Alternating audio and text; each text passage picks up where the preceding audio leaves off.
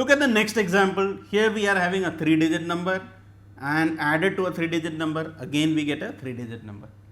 Now this is quite simple here because the total of the units column is given 8 and this number is already given 1. So the value of B has to be 7. So here we can easily say that the value of B is 7.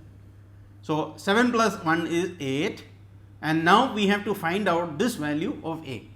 Now since we have already found out this value of 7, we can do that replacement. So let us see what happens when we replace this. So we have found out the value of B as 7. So this becomes 2A and 7 and we have found out this value of B as 7. So put it there. So we get 1 here, total is 8, 1 and we have found out the value of B. So total is 718. So 7 plus 1 is 8. Now we have to find out the value of A. What should be the value of A that when I add it to 7 I am getting a digit ending with 1. So the value of A has to be 4 because 7 plus 4 is 11. So 1 and 1 gets carried over. So 3 and this becomes 4 again. So we can rewrite this whole question and we can say that A is equal to 4. So when A becomes 4, what will happen? This will become 2, 4, 7. That's the first number here. And here A is 4. So this is 4, 7, 1. And the total, if I see 8, 7 plus 4 is 11, 1. And the total is 718. So it is satisfying the condition. So final answer we will say A is equal to 4 and the value of B is equal to 7.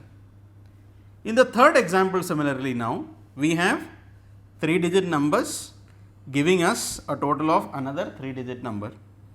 Now this is slightly tricky because both A and B are unknown and the total is 9. So A could be 5, B could be 4, A could be 1, B could be A. There are infinite many possibilities. So it is very difficult to experiment it out like that. So we will have to look at the other clues. Now here we find that the total is ending with 0. If it is ending with 0 and this is 2, that means the total of this column has to be 8. Now let us assume that A is 8. So 8 plus 2 is 10, 0, 1 carried over. So what is going to happen? 6 plus 1, 7 plus 1, 8. So these two are coming same.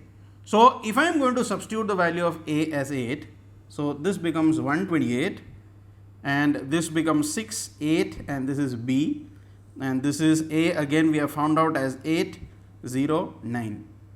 So which means that once I know the value of 8, the value of B is not difficult to find out because this is 9. So what should be added to 8 to give us 9? We know that B should be equal to 1.